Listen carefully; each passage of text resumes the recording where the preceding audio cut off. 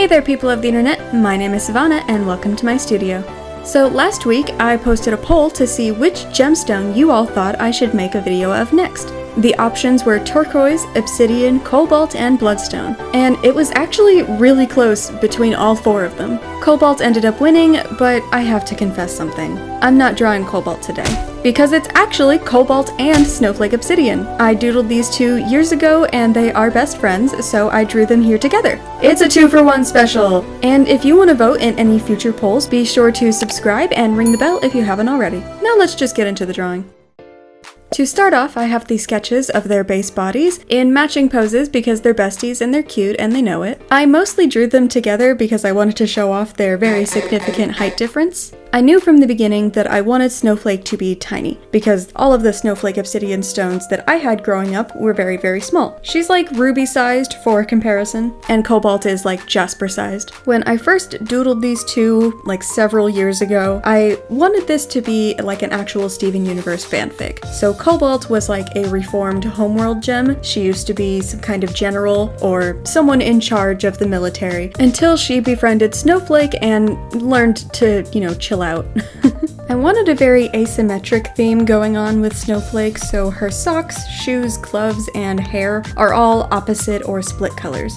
She's chunky and cute, and I made the snowflake patterns on her body, like her quote-unquote skin, to be a kind of vitiligo, which was just absolutely perfect for this gemstone. And even though Snowflake is an obsidian, she isn't one from Volak. She was actually made/born on Xoldas. Sometimes the same gem can be made on multiple planets.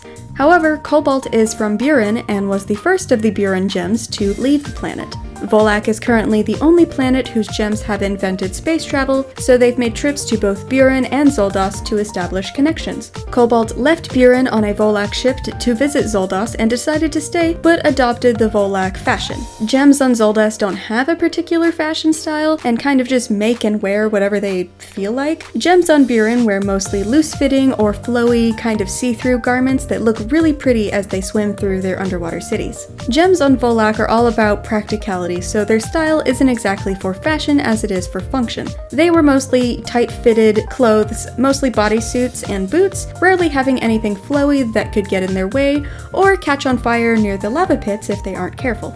I made Snowflake's gemstone a kind of oblong egg shape because tumbled obsidian isn't usually perfect, and it's more fun that way. She also has a smooth cabochon look as opposed to Cobalt's faceted gem. Cobalt is also a very rounded kind of princess cut, which I am just now learning because I didn't know any kind of gem cuts before starting making these videos, so yeah. These two also most definitely fuse, but only when necessary, and their fusion will have its own video in which I will explain more about how fusion works in my little universe.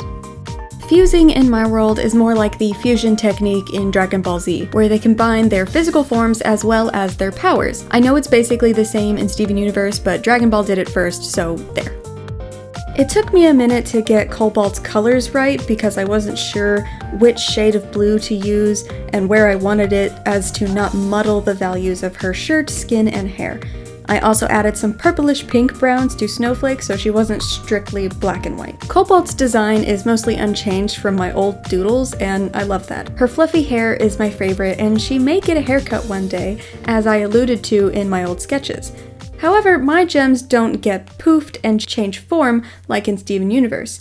They aren't exactly shapeshifters, but with their innate magical abilities, they could change simple things about their appearance, basically whenever they feel like it. But as an unspoken agreement, they kind of tend to only do it for something significant, like how Zolita changed her gender to what she felt actually fit her more. They can change their hair, sometimes markings on their bodies, or their height and weight. Their clothes are not part of their bodies, and they cannot change the shape or placement of their gemstone. I have also been getting increasingly more frustrated with myself when writing about these gems because I want to keep calling them gems and then calling, the gemstones on their body gems, so I'm having to differentiate it by calling the people gemlings, and then, the stones on their bodies the gemstones, which is like the core of their magical power, where they draw all of their power from, but it is not like what they are, like it is in Steven Universe. Like, they are the gem and then their bodies are an illusion made of light. No. Instead, they have physical bodies and then a gemstone which connects to the innate magic within their bodies. And now I can show off the Buren Gem's diamond-shaped pupils. The whites of their eyes are also not white, they are a paler tint of whatever their eye color is. Cobalt's fin-like ears are hidden under her thick hair to protect her sensitive hearing outside of water, since she is more used to sonar. You may also be wondering, do they all speak the same language? No, and I haven't thought about that this far. So let's just go with some Volak scientists programmed a universal translator into their ships, kinda like the TARDIS or something. I'm also going to be making character profiles for all of my gemlings and upload them to my Patreon. I know I haven't really been very active there, and I think it's because posting pictures that you've all already seen wasn't really interesting to me. But with these character profiles, I can share new information about the story and plot, as well as brainstorming posts and storyboarding for my comics. Check out my Patreon in the description if any of that sounds interesting to you. I truly appreciate any and all of your support. So yeah, this is Cobalt and Snowflake Obsidian. Thank you all so much for watching. I hope you enjoyed this video and, stay tuned for more polls in the future. I'm going to start making little character descriptions of all of my gems, like a personality synopsis, and put them up on my Patreon, so go check that out if you feel like it. And if you want a gemsona of yourself, I am open for commissions, and if you want one of those, you can email me and I'll give you more details. Give this video a like, share it with your friends, comment down below what you thought about it, subscribe and ring the bell if you haven't already. And as always, take care, and I'll see you in the next one.